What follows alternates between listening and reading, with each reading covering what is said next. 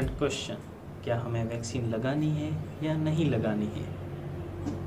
यह कंट्रोवर्सी तब स्टार्ट हुई जब कुछ एक्सपर्ट्स और कुछ पॉलिटिशियंस ने कोवैक्सीन की एफिकेसी पे सवाल उठाए और उसके बाद तो सोशल मीडिया पे अफवाहों के अंबार लग गए। और इसके जवाब में डॉक्टर कृष्णा ईला, जो कि कोवैक्सीन के सीईओ है, कहते हैं कि 4 जनवरी में हुए इंटरव्यू में कहा कि उनके ट्रायल्स भारत के अलावा 12 देशों में चल रहे हैं। थर्ड ट्रायल चल रहा है लेकिन उसके डाटा अभी पब्लिश हुए नहीं हैं। In next 2 minutes, I will tell why I am going for COVID vaccination with Indian vaccine.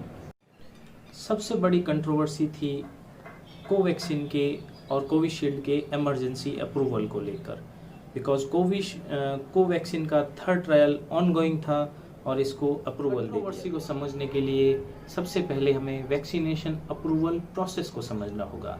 Traditional approval कैसे होता था और कोविड के एरा में ये अप्रूवल कैसे मिला है। ट्रेडिशनल अप्रूवल में कुछ स्टेप्स होते हैं। सबसे पहले होता है एक्सप्लोरेटरी फेज। एक्सप्लोरेटरी स्टेज में वैक्सीन कैसे बनानी, किससे, वायरस के कौन से पार्ट से बनानी है वो डिसाइड किया जाता है। Means type of vaccine decide किया जाता है, लाइव और डेड।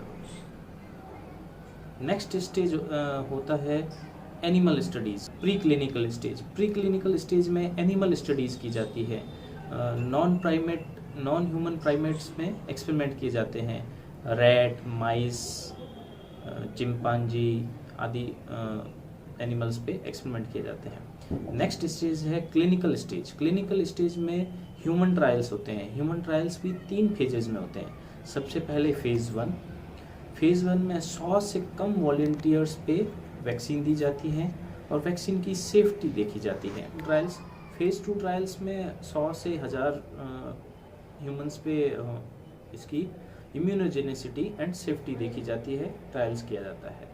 और तीसरे फेज़ में 1000 से ज़्यादा मल्टी सेंट्रिक अलग अलग सेंटर पे वैक्सीन दी जाती है और उसकी एफिकेसी देखी जाती है। 3 trials mostly randomise control trial होते हैं। इसमें 2 ग्रुप होते हैं। एक ग्रुप को प्लेसिबो दिया जाता है, मतलब वैक्सीन में कुछ नहीं होता है, और दूसरे ग्रुप में वैक्सीन दी जाती है।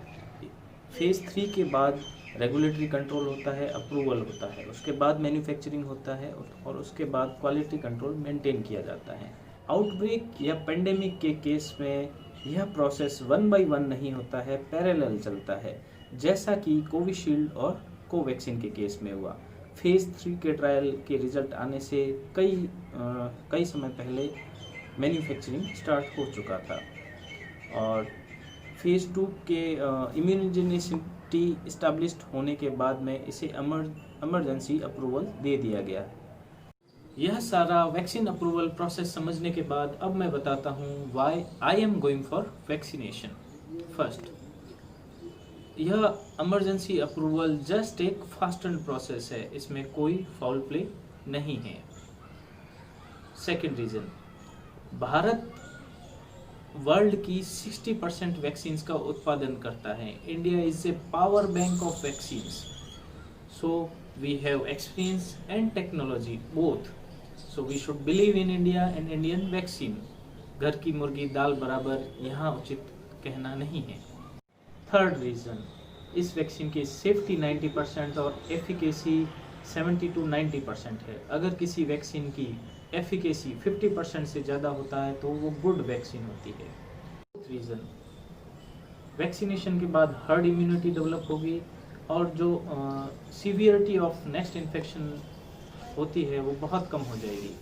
Fifth and most important reason is this vaccine is made in India product and I love India. सर्वे संतु निरामया, गो फॉर वैक्सीनेशन।